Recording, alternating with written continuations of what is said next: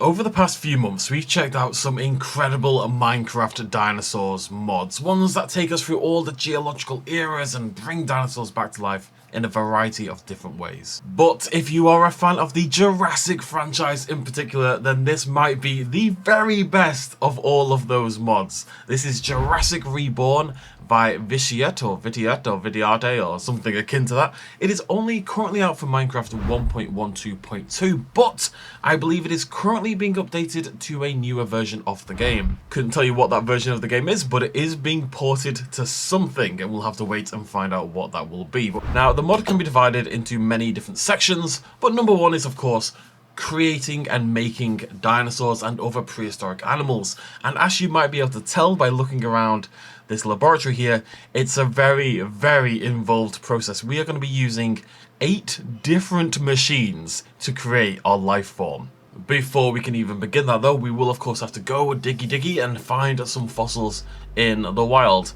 Hey, that's a fossil. So you'll stumble upon your fossil, and here we have found a Dimetrodon fossil, so that's what we're going to try to resurrect in this video. You can't just mine it though, we have to extract this fossil in a paleontologically friendly way. So we have some plaster and bandage, and if we find our fossil in a cave or we dig it up, we're going to right click the fossil, and as you can see, that will give us an encased Dimetrodon fossil. Now obviously you're going to need a few of these to get an entire creature, but fortunately I'm cheating. So there we go. Wow, look at all this encased Dimetrodon fossil. You then mine this with a pickaxe, and then we can move on to the next stage. So our first machine of 8 is the cleaning station, and this is where we're going to clean our fossils. So you're going to need to load in a water bucket. We're going to throw in our encased Dimetrodon fossil, and as you can see very quickly, that arrow begins to tick along. It's going to wash out all the plaster and the bandages, but also all the other gunk, and you will always get relevant stuff. You're not going to get any bone meal, you're not going to get any nonsense with this stage. We're just going to keep getting little fossils that we can then take to the next stage of the program. So we've got a Dimetrodon rib cage, we've got a tooth, and you can also assemble these to make skeletons, which I'll show you in a little bit as well. Okay, we've got 6 different pieces, quite detailed as you can see. We've got femurs, rib cages, neck vertebra, we've got foot bones, and we've got a couple of teeth. So we're going to take our nice and clean fossils to the next step. This is the fossil grinder. So we're going to throw in all 6 of these and let those whir away at the same time. Now you will occasionally, unfortunately, get some nonsense when grinding your fossils. For example, just got a piece of flint, otherwise known as a piece of nonsense. This fossil grinder is a pretty cool nod to both real science and Jurassic history though. In 1991, there was a paleontologist called Schweitzer who discovered red blood cells in a Tyrannosaurus rex bone. Oh, and there we go, we've just got our Dimetrodon soft tissue. And anyways, it's part of the Jurassic franchise as well that they would grind down bones in order to find tissue samples, basically. So this is something they used to do. It was an alternative to the amber extraction and mosquito method, which is also part of this mod. We're just using this method today. As you can see, the hit rate isn't, perfect. We're getting a lot of other things here, but we are getting a little bit of Dimetrodon soft tissue, and thankfully, just as in an episode of Blue Peter, here's some I made earlier.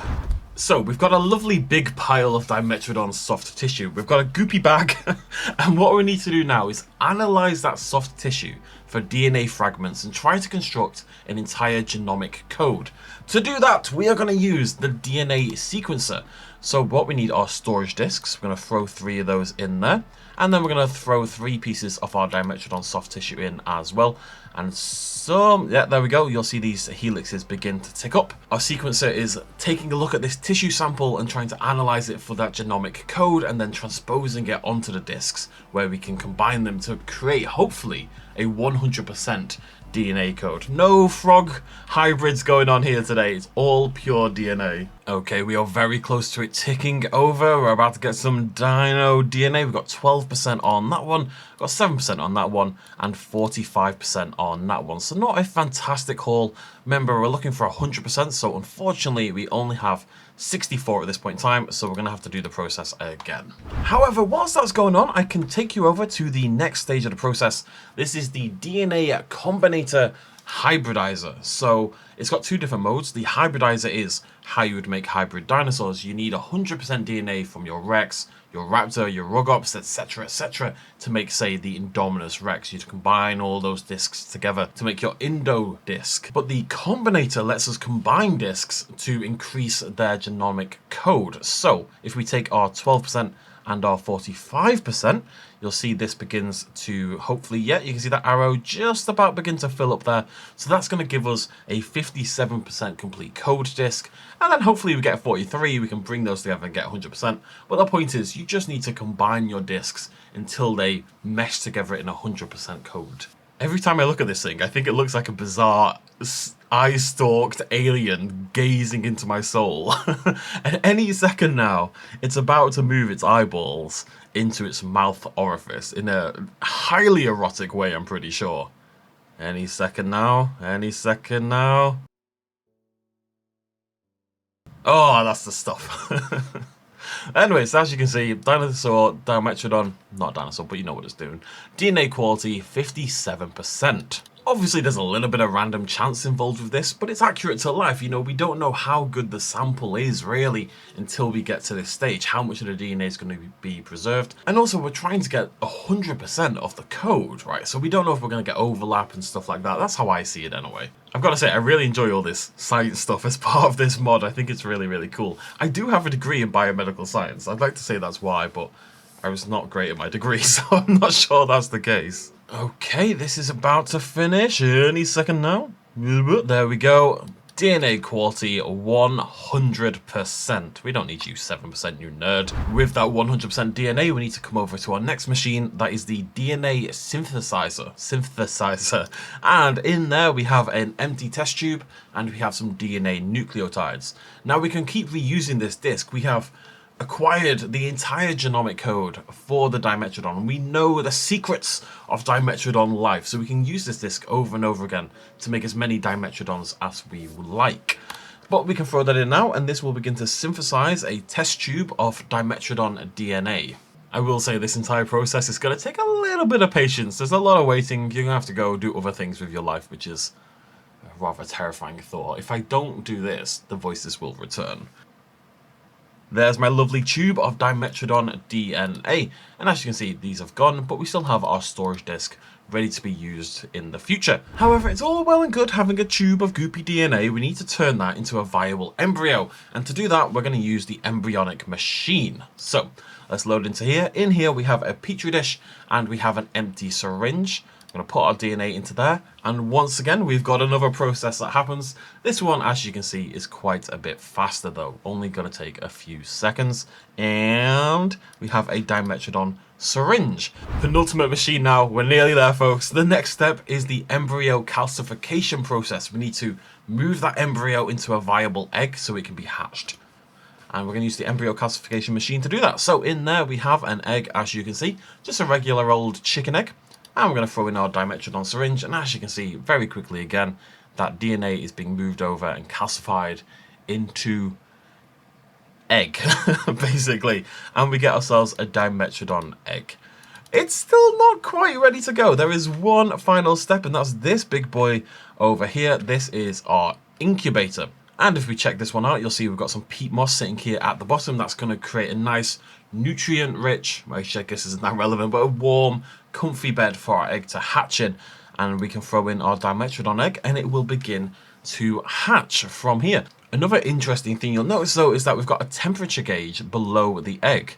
And you can see it comes in a variety of colours, and we can actually drag and drop and move this. So we've got 3 colours. Yellow means female, slightly cooler temperatures. Orange is random, and red is male. This is again pulling from real world science. We know that temperature does to an extent determine the sex of a fetus, of an embryo, etc, etc.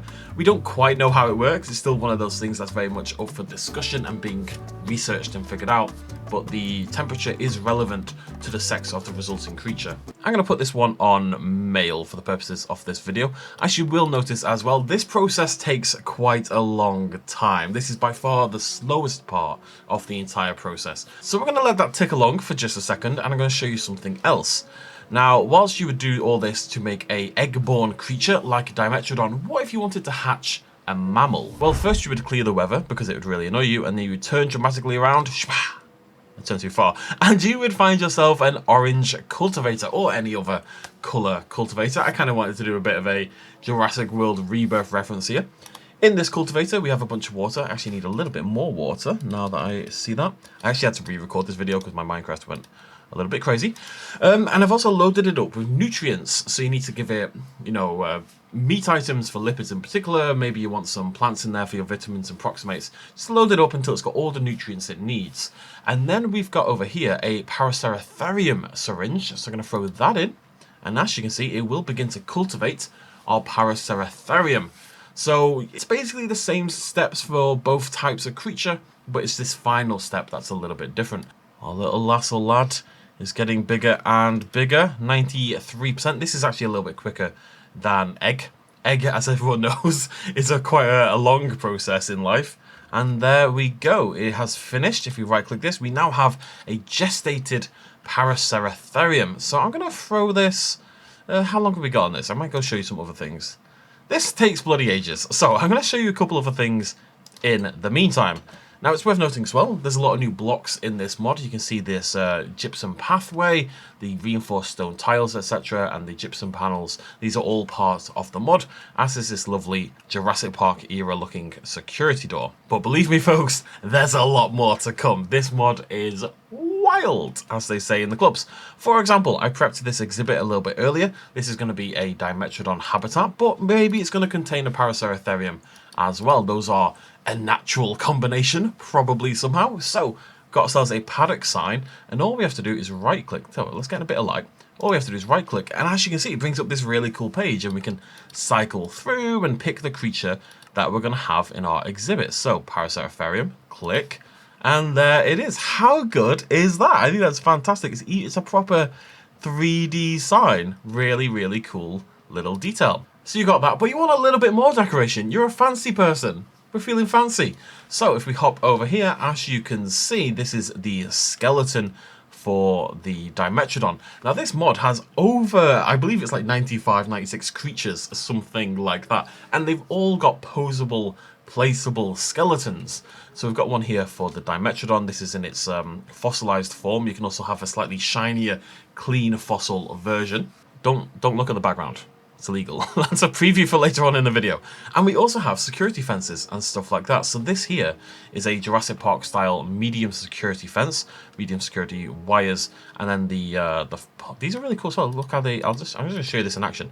So you put down your fence like this, then you've got your medium security fence pole, and we just right click here and it does that, or we can click again and it builds up the pole, as you can see. So if you wanted a massive pole, you can now do that as well.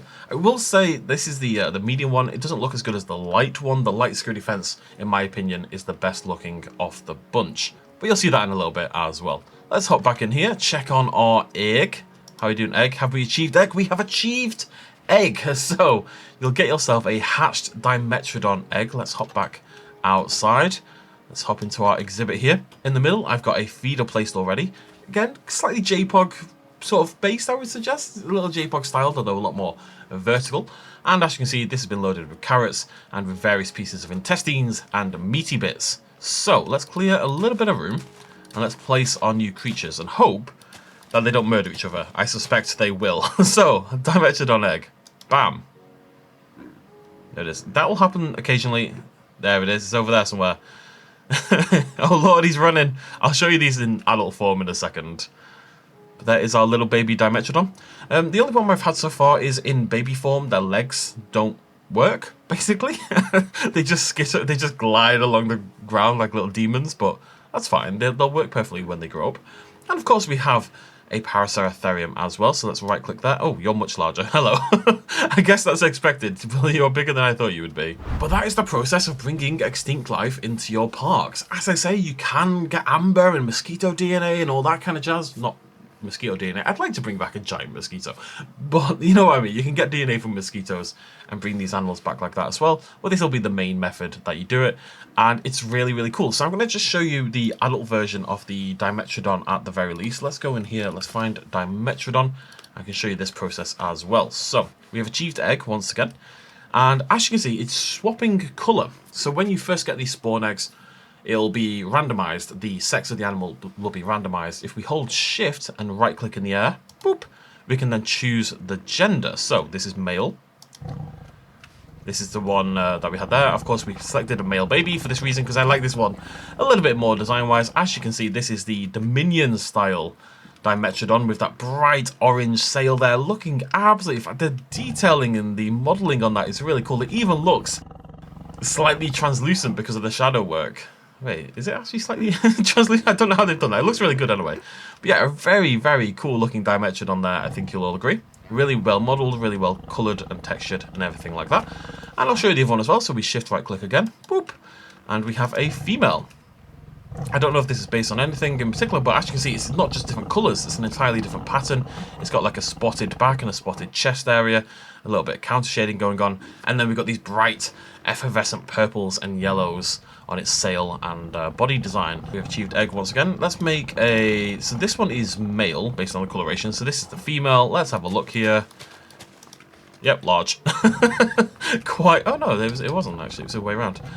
That is our fairly large Paraceratherium, who doesn't look quite as good as some of the dinosaurs and the synapsids and stuff, it must be said, but an absolute beast, to say the least. And they're not killing each other, which is nice. So they can live together in harmony, make weird, terrifying hybrid babies. Sounds like fun. So far, we've really just been doing sciencey sort of stuff, but as you can see, you know, we've got the paddock science, we've got the skeletons. A lot of this mod is not just about this really in-depth scientific mechanics, but it's also about making a functioning Jurassic World or a functioning dinosaur park. So, for example, if you've got your new creatures and you wanted to make a little bit of cash, a little bit of money, you can also make action figures for your animals. So I can plop this down. And we've got a little Dimetrodon action figure, as you can see. And we can even change the gender of the action figures. And every animal in the pack, and like I said, this is like 90 plus animals, has its own little action figure. Same for the Paraceratherium, which is a little bit bigger. It's a good way to see the sexual dimorphism in action. It's quite light with the male and female actually, but they are different. It's not the coloration, but you can see the male there has like a spotted pattern along its body. But either way, you could, you know, stick these in a little store, have like a little gift shop, you know, next to the relevant paddocks. I think you could build something really cool. I really hope this mod is happening to come to 1.18 because we are absolutely going to use it if that is the case. Now this is already pretty great, but I've got so much to show you still. If we hop over here, you will see a mural. I deleted it, but give me a second. If you come over here very professionally, you will see a mural. This is, of course, the Le Gigantes mural that you see at the back of the restaurant in the Jurassic Park Visitor Center. This is made up of several different pieces. The murals are basically Jurassic-specific paintings, and this one is 3 of them combined. But again, you could build the actual restaurant or build the visitor center and have this sat at the back looking really cool. If we knock this off, we can see a few of the others as well. A lot of them are concept art. I think this is Jurassic World. I don't know what that one is. I think, again, that's Jurassic World. I think that's a child riding a baby Triceratops. We've got the... Was this Backer who did this one or Ostrom? I can't remember. This is the concept art for the Jurassic Park Velo. More concept art there. There's a vehicle and there's the T-Rex. If you've been in Jurassic circles long enough, you'll probably recognize these despite the blurriness. One of them is really high quality. I'm trying to find it. Come here. Where are you? There it is, and for some reason this one is so much higher quality than the others, but we have there John Hammond in his portrait form from Jurassic World Fallen Kingdom specifically. But there's still a lot to show you. So next we're going to head over our lab, and as you can see we have a little garage. Not a well-built garage, I will concede, but we've got a helicopter on the roof. All these vehicles are controllable, and if we go inside, we've got several as well. The doors automatically open, which I really like. Makes you think that all of them are piloted by ghosts, which is nice. As you can see, it says Jurassic Reborn. We're being very careful about our copyright.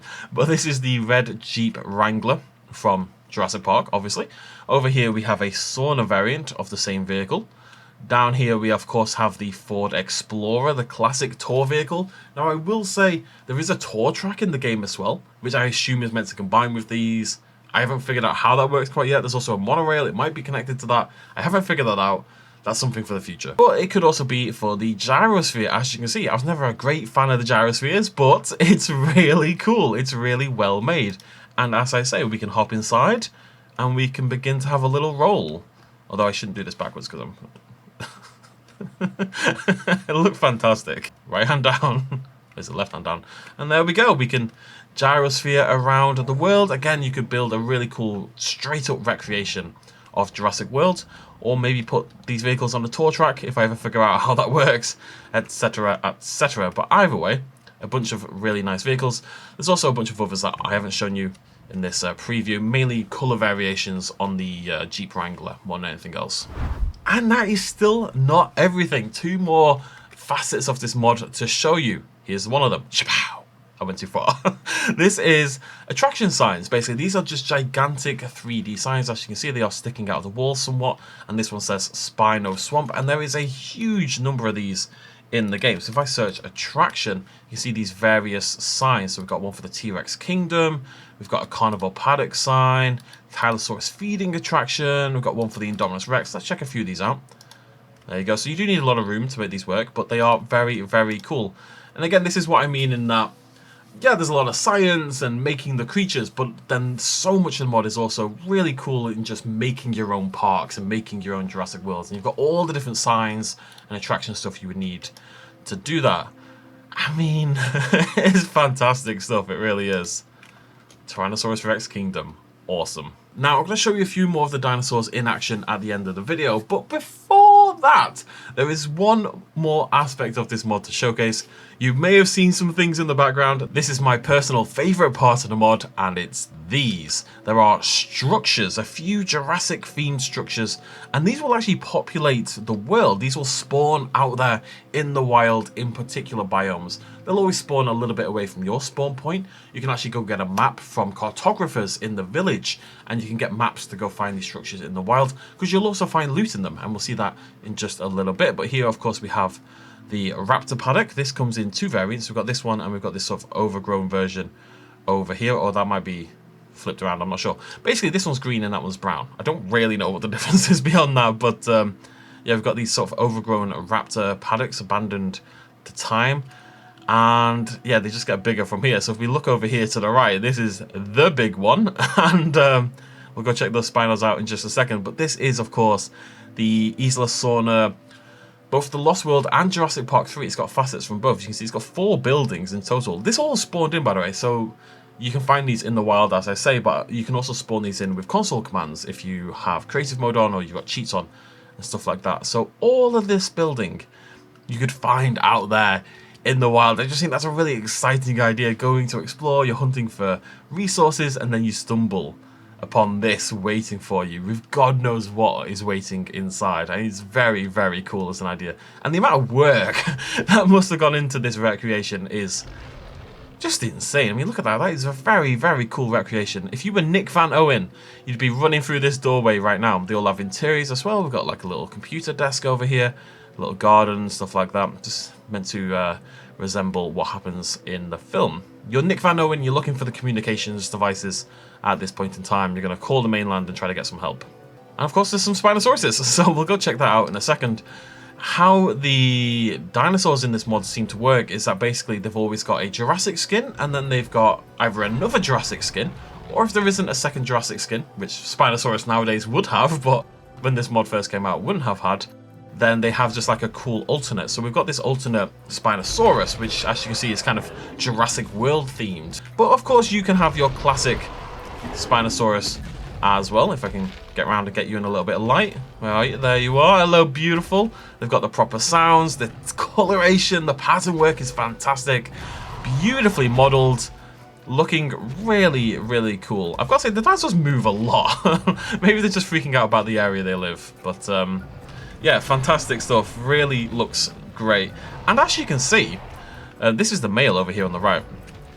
And this is the female, the blue one. And the male is quite a lot smaller than the female. Now, that is not a sexual dimorphism thing, but basically, as you spawn in animals, they will spawn in at different sizes. So it gives your spawns, it gives your herds and your packs a little bit of variation there. Very, very... Stop spinning around. Sophie Ellis-Bextor over here, I'm telling you. Looks fantastic, though, doesn't it? What a beaut. I'll show you a little bit more of the building. This one is huge. Absolutely gigantic. But yeah, so that's from the Lost World Jurassic Park, of course. That's the the building we see at the end of the mainland bit. Over here, though, we've got the room they come into in Jurassic Park 3. We've got, like, the breeding facility. It is full of spiders, just like the breeding facility in Jurassic Park 3. And if you were Amanda Kirby, you'd be trotting along here. You'd be like, ha, ha, ha. And then there's a raptor and it eats your face. Why the raptor was pretending to be fake, nobody will ever really know how it thought to do that, but that's okay. It's very, very, very intelligent. I really like these cultivators as well. I just think I really like just transparent coloured glass. Is that silly? I don't know. Whatever. Anyways, as you see, we've got a bunch of incubators and a bunch of these knocking around as well. And you will also find loot. Now, I've had to re-record this video, as I say, because Minecraft was a bit of a disaster earlier on today, so I have looted the loot already, but I'll go try to find a little bit more. For example, in this little dark room over here, got a few chests. Will we find anything in the chests? Yeah, we've got some signposts, we've got low security fence wires, so some useful stuff in there. And we've got a Ceratosaurus. Let me tell you what, let me whip out a torch, see what's actually going on here. We've got a Ceratosaurus action figure and a flower pot, as you would expect. Oh, and a little Dilo as well. There's a preview of the Dilophosaurus. Now, I found one of these last time and obviously tossed it away, and then I've had to redo the video. So I'll just show you this from searching. One of the things you'll find is in-gen journals from various park workers. So this, for example, is the journal of Dennis Nedry. And you can look at Dennis Nedry's journal entries. They've written some little bits of story. It's a pretty cool idea and really adds to the exploration excitement of the game. Let's just read his final entry. Entry 27. Tonight's the night. All my planning, all my spying has been leading up to this. Not the sharpest tool in the shed, is he? I've got a dastardly plan. I'm going to write it in an unlocked journal and leave it in the lab. I'll turn off the power, disabling the security cameras. Yes, that might also mess with some of the fences, but who gives a damn, really? It's Hammond's loss, not mine. Those 20 mil plus are mine! Exclamation point. And there's ones of these for Woo, probably Hammond, Alejandro the chef has one, stuff like that. There's a bunch of these. I think it would really be cool to go and explore the world and find these abandoned in-gen buildings, and from there, God, I love those Spinos, and from there, you know, read more about their experience in Jurassic Park and stuff like that. See, look at this, right? It's not on my screen, it's moving fine, but then I start recording it does this. It's just overloading it somehow. I'm going to blame Optifine, because Optifine is rubbish. So you have to forgive me. I'm basically going to try to not move during this section and just get some nice pretty shots of the amphitheater whilst we talk. But yeah, we have a fantastic recreation of Jurassic Park San Diego, the amphitheater from the end of the Lost World Jurassic Park. We've got the main entranceway over here, and inside here, as you'll be able to see, I'm just going to bash my way through slightly. We've got this sort of storage area, sort of holding cell, and actually in the holding cells, this is a funny little detail, but you can see some fossilized dinosaurs. For example, over here we have a Gallimimus skeleton sitting there. The poor thing, basically, they were here, they were put here, ready to be showcased in the arena, and then forgotten about. And they just rotted and died and skeletonized. The official terminology, I'm pretty sure. Doesn't that look absolutely fantastic, though? It's so cool, it's so well built. I think we have played with this mod before. I remember the cultivators. I think we dabbled with this mod, combining it with fossils and archaeology in 1.12, which makes a lot of sense. But I don't remember all this. I don't think I ever fully explored everything the mod had to offer, because I think I'd remember this, honestly. There you go. So that is your Jurassic Park San Diego amphitheater. One more building to check out. Let me just check my OBS. Looks fine. This is, of course, the Visitor Center. It does appear to be the Jurassic World iteration of the Visitor Center, in that it's overgrown, it's all, you know, covered in plant life and stuff like that, rather than the nice, clean Jurassic Park one. We've got these very cool Jurassic Park style doors. They are made from Araucaria. Pretty sure that's the name. I haven't really mentioned it, but there are plenty of extinct plant types, extinct flora you can also bring back as part of this mod. And that's got an entirely different genetic process involved. You know, there's lots of variation in how that works. But yeah, again, full of spiders, just like the real visitor center. Some switches on the ceiling. Ah, we can turn the lights on. Ah, beautiful. Really cool. You could even find this in the wild. Oh, I love this idea. Go exploring, find one of these in the wild, maybe get a map and track it down, and then try to clean it up and turn it into your home base. I think it's a really fun idea for a series to save the visitor center. Now, before we go, we should check out some more of the dinosaurs, of course. We can't end without seeing some of the species that are on offer. So I'm going to nip back to the lab and grab my egg. As you can see, I have achieved egg, so this is blue. Click. She's off on her jollies, basically instantly trying to hunt down the Dimetrodon. But there she is in all her blue glory, that stripe beautifully rendered there. She's actually posing very nicely for me, thanks Blue. Sounds fantastic, we've got those proper official Jurassic Park sounds as well. And she will go off and she will hunt and do blue things. And the entire Raptor squad is included in the mod. You've got Charlie, Delta and Echo along with Blue as well. For the sake of trying to lag a little bit less, I've moved away. So, there we go. We have our... Oh, I didn't... Wait, what? Now I'm confused now. So this is our Jurassic Park Brachiosaurus. It must be random slightly because you can also get, as you can see, the Jurassic Park 3 Brachiosaurus. So I think what they've done is split it between Jurassic Park and Jurassic World. So this is our classic OG Jurassic Park Brachie, and that's our Jurassic Park 3 Brachiosaurus with that crimson and green coloration. We've also got Carcharodontosaurus. So spawns in, we've got a Jurassic World evolution version of the Carcharodontosaurus, the Pinocchio, very spiky Carcharodontosaurus, who I think may have just murdered my rabbit.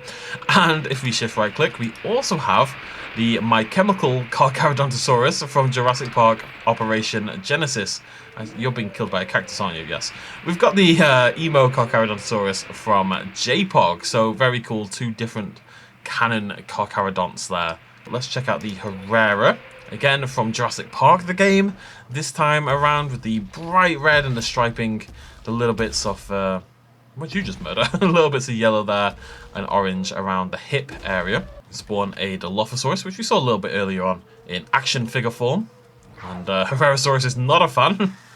We've also got Quetzalcoatlus, which for some reason is not Jurassic World Dominion themed. I'm not sure why. It's the only thing I've spawned that isn't coloured as though it's a Jurassic creature. It's a fantastic looking Quetzal, looks really cool, but for some reason isn't the Dominion one, which I find slightly confusing. Tyrannosaurus Rex, of course. Let's see what we've got here. There's the Buck Rex by the looks of it. Really, really cool looking. Got a variety of those. Oh my god. I think this is Buck and Doe basically represented here. They are a little, as I've said, they're a little bit crazy sometimes, the dinosaurs, but there you go. What a beauty she is. He is, I should say. You're right, Buck. Looking absolutely fantastic there, buddy. Again, the modelling is so good on these things, and the coloration and pattern work is so tip-top. It's really, really impressive, I think. Next up, boop. There is, of course, our Indoraptor. Black with the quills, and we've got the really cool orange stripe there going down the side, leaping all over the place, aggressive as anything, hunting down the Rex, getting absolutely obliterated, but a really good way to check out the model and the coloration there. And a really cool nod to history here, because if we shift right click, these rabbits are terrifying. As you can see, you're wrong. So for this one, it's basically the male is striped and the female is unstriped, as you can see. But if I keep right-clicking, there we go, we can get a white male Indoraptor with a blue stripe. I'm trying to showcase it.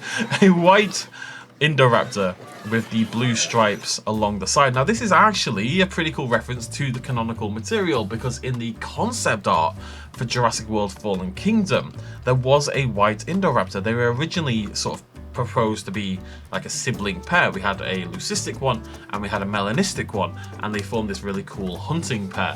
That obviously got scrapped for the actual film, but the white Indoraptor does have some history in the Jurassic lore. Penultimately, let's check out the Indominus.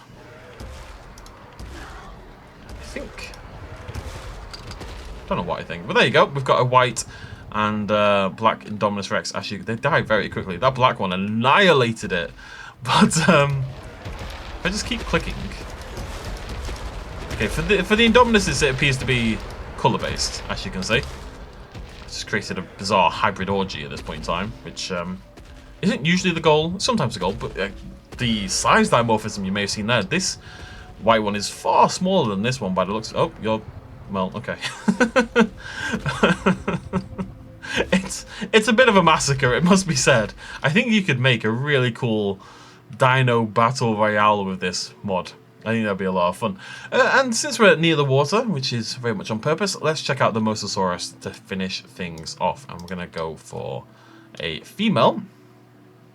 which should be the blue one we know from Jurassic. Hey, look at that! It's very cool!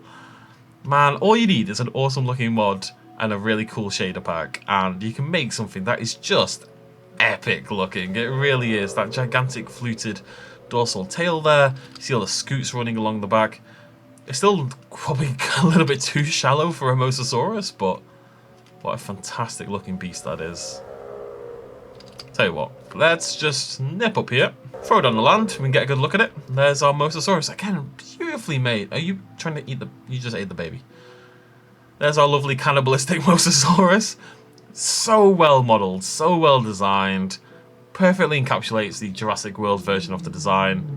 And as you can see, we also have a sort of brownie sort of coloured one as well, if you want to do a little bit of variety in your Mosas. It's a phenomenal mod. My favourite Minecraft Dinosaurs mod for Jurassic specific stuff, and I think it's not even particularly close. Lots of other brilliant Minecraft Dinosaur mods out there, of course, but for Jurassic specifically, how does it get any better than this? Huge array of creatures, fantastic decorations, the structures, which are awesome. It's very, very cool stuff. Let me know what you think about it in the comment section down below. Pray to the OBS and Minecraft gods that this video works so I don't have to redo it again. And I'll see you lovely folks very soon. Thank you for joining me. Cheers much as always. Bye-bye.